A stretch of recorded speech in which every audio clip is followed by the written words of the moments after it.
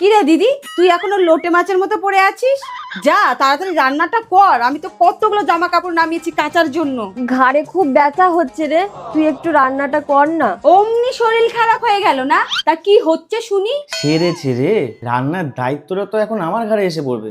Idea. ঠিক আছে, তুই রেস্ট নে, আমি দেখছি কি করা যায়।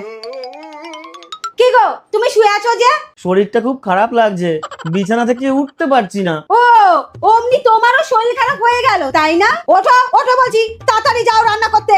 দূর, কেন যে আজকে বাড়িতে রইলাম কে জানে। আমার হয়েছে যত জ্বালা শালা, কপালটাই কয়লার মতো কালা। দিদি, এই দিদি।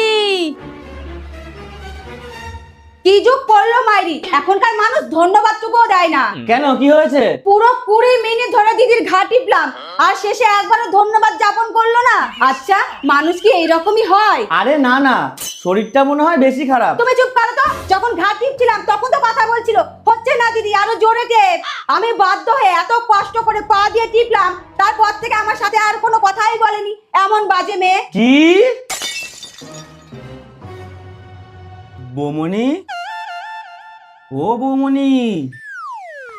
দেখো এমন ভাবে শুয়ে আছে, মনে হচ্ছে কিচ্ছু জানে না।